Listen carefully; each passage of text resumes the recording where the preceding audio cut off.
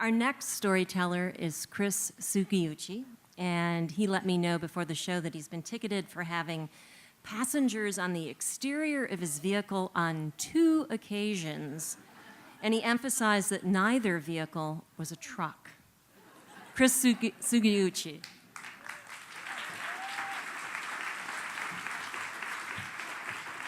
I'm not that tall. I have to put it down.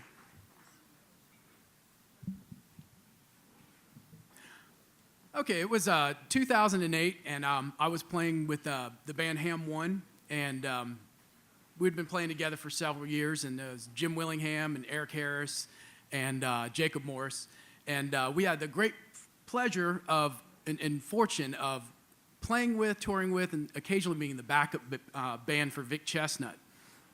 And I get this email from Vic probably late spring of 2008.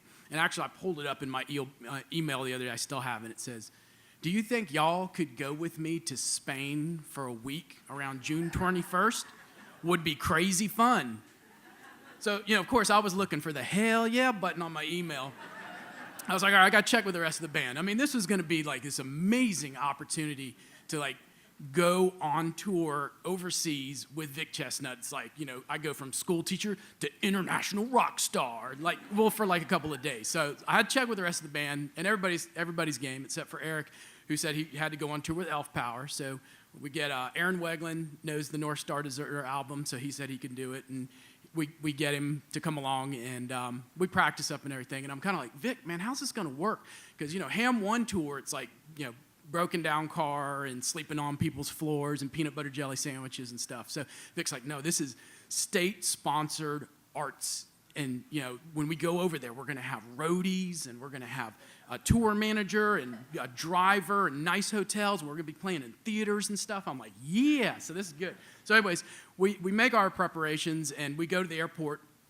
And, and they had this thing, and I'm a little OCD, so I'm looking up on the airline regulations, and they're like, you can't take guitars, you have to check them, or if you have this, and blah, blah, blah. So anyways, Vic's like, don't worry about it. So Vic rolls up to the gate, and this is where I got to experience the Vic Chesnutt Jedi logic, again. And he just goes, these guys are in the band, and you're gonna put all the stuff. We're not gonna check any bags. And the people just go, they're not checking bags. It's going overhead. It's like, these are not the droids you're looking for. Come on, Vic. So he goes, and we get on the plane. We fly over there. We landed in Portugal, and we were supposed to fly into Spain. Somehow we drove. We get to Malaga. It's gonna be our first show. And sure enough, here's the amps and everything all set up, and we're trying to figure out the amps, and Jacob had this crappy rental cello and broke a string and forgot his pickup, and Vic's like, and he's getting mad, and everything's getting crazy. It was like Yankee Doodle disaster, and the Spaniards are like, who are these guys? So, Vic has this, we're getting ready to do a song. Everybody's set up, so it's time for a sound, all the levels are set, so let's play a song. And Vic's like, let's go ahead and start with Newtown. And so if you never got to hear a Vic Chesnutt sound check, it's like he plays he plays the same song melody, but it's different words. So he's like starts off playing, and then he goes, Newtown, talking about your motherfucking mama. Newtown, beat my ass. And by this time, the Spaniards are like wide-eyed, because this place is like the Kennedy Center or something. It's a really nice, fancy place. And they're like, are we losing something in the translation?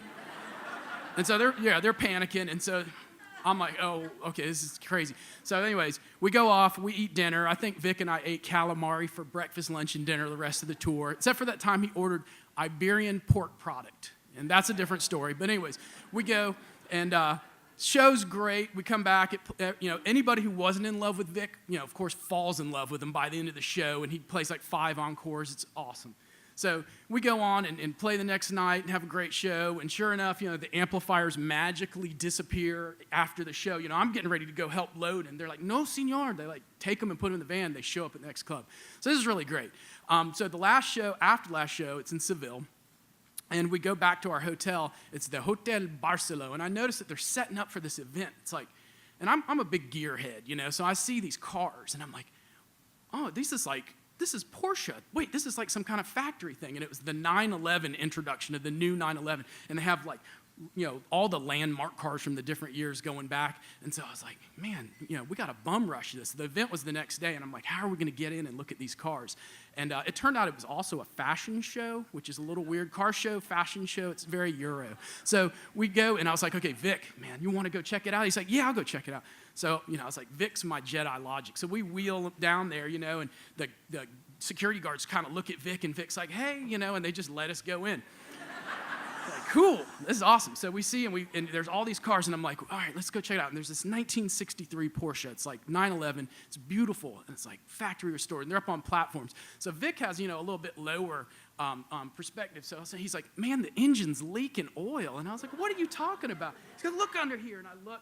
So there's oil leaking from this car. We're laughing about this and everything, and also I look over, and I see there's like 10 supermodels like walking down a runway, and I was like, whoa. And I was like, Vic, look at that. And he's like, oh man, I'm gonna go talk to him. And I was like, you're not gonna go talk to him. What are you gonna do? And he's like, I'll talk to him. And he like starts to wheel over there, and he stops. And then I was like, no, you're going. So I grab his chair and go and wheel him over, and he's kind of like starts shrinking down in his chair. I was like, come on, talk to him. And they all are lining up to leave or whatever. This is like 10 o'clock at night, I think. Of course, jet lag. Maybe it was later. So anyways, he's walking out. They're walking out, and he's rolling up, and they start going, hi. They're saying hi to him, and Vic's like barely able to talk. He's like, hi, and he turns into this little shy guy all of a sudden. And so it was really funny to do that to him. So we wrap it up, and we're getting ready to go home. We go to the airport, and we're with Vic, and they don't do accessible handicap stuff very well over there. So they couldn't get him through the security line. So these Portuguese police officers take him, and like there's this glass room, and they start like taking him aside. All of a sudden, we don't know what's going on. We're getting separated, and we're like, Vic, yeah. And he's like, it'll be fine. Just tell him what you need to tell him. We're not checking anything. You're carrying on everything.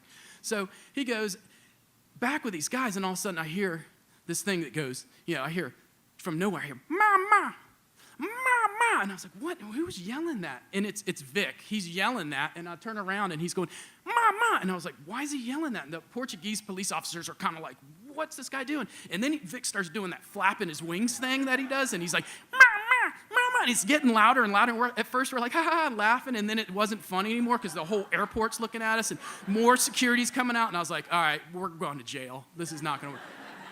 So we ended up getting on the plane, and then Vic disappeared, and then 5 minutes, 10 minutes later, he just gets on the plane like nothing happened. They're wheeling him down in the little aisle chair, and he doesn't say anything about it. I was like, okay, so that worked.